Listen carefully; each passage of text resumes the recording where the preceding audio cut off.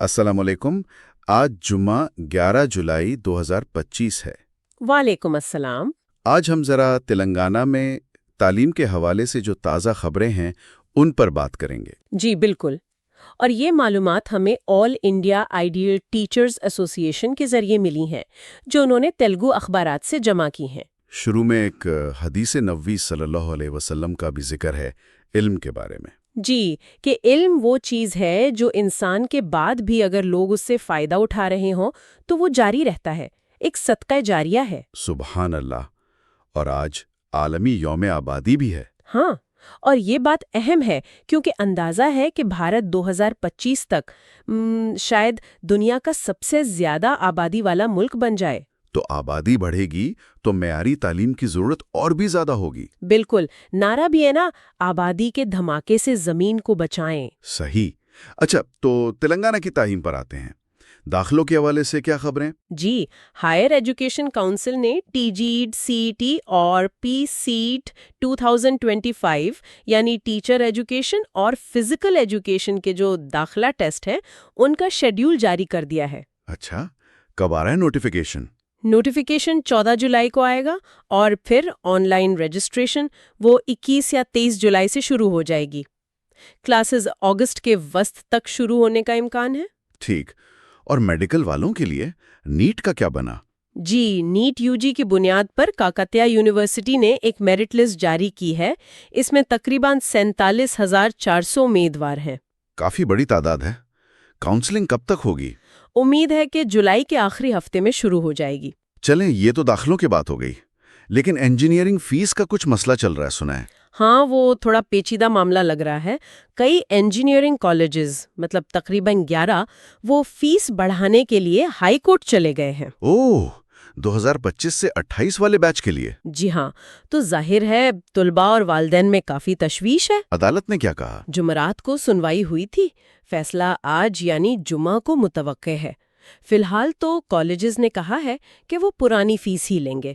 لیکن اس میں ایک اور بات بھی ہے شاید۔ جی، ہائی کورٹ نے حکومت سے پوچھا ہے کہ بھئی یہ فیس طے کرنے کا آپ کا طریقہ کیا ہے؟ تو یہ بھی ایک اہم پہلو ہے۔ یعنی صرف فیس نہیں، طریقہ کار پر بھی سوال ہے؟ بالکل، شفافیت کا سوال ہے۔ اچھا، اب ذرا اسکولوں کی طرف آئیں۔ سرکاری اسکولوں میں داخلے کیسے رہے؟ بہت اچھے رہے۔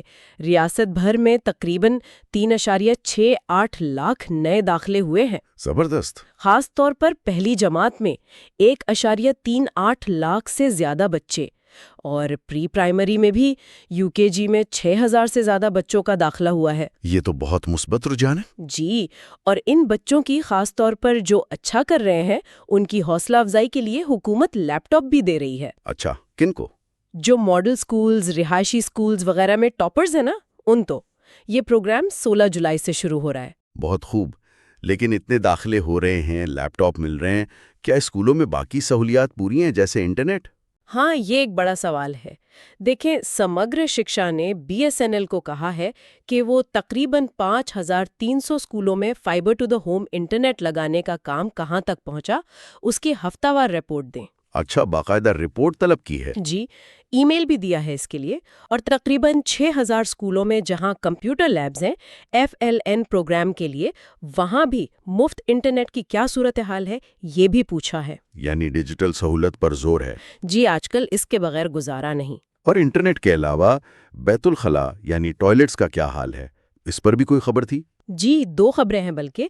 ایک تو جوگولامبا گڑھوال ضلع میں ہائی کورٹ نے ایک اسکول میں ٹوائلٹ بنانے سے روکنے کی درخواست رد کر دی۔ یعنی عدالت نے کہا کہ ٹوائلٹ بننا چاہیے۔ بالکل، اور اسی ضلع کے ایک اور اسکول ڈانڈے پلی منڈل میں، وہاں صورتحال زیادہ تشویشناک ہے۔ کیا ہوا وہاں؟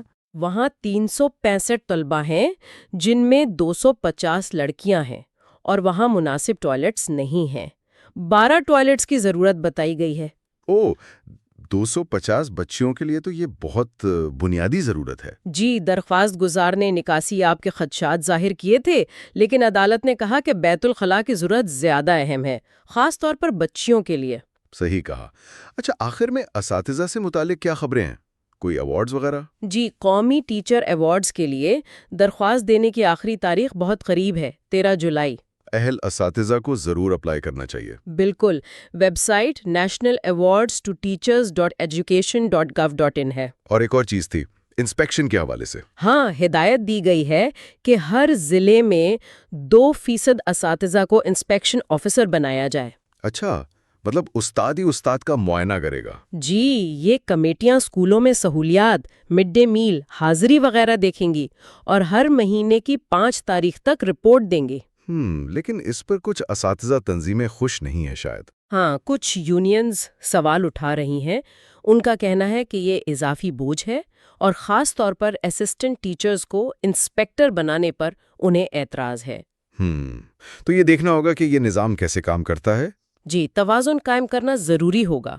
تو اگر ہم آج کی ساری گفتگو کا خلاصہ کریں تو ایک طرف تو تلنگانہ کے تعلیمی نظام میں مثبت چیزیں نظر آ رہی ہیں۔ جی، جیسے داخلوں میں اضافہ، میرٹ کی حوصلہ افزائی، ٹیکنالوجی کا استعمال۔ لیکن دوسری طرف بنیادی ڈھانچے کے مسائل بھی ہیں۔ بالکل، جیسے انٹرنیٹ کی فراہمی، بیت الخلاء کی کمی اور پھر یہ فیس والا معاملہ بھی۔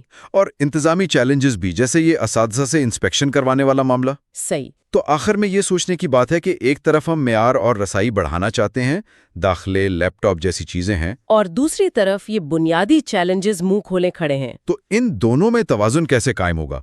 مطلب ترقی بھی ہو اور جو بنیادی ضرورتیں ہیں وہ بھی پوری ہوں؟ یہ ایک بڑا سوال ہے۔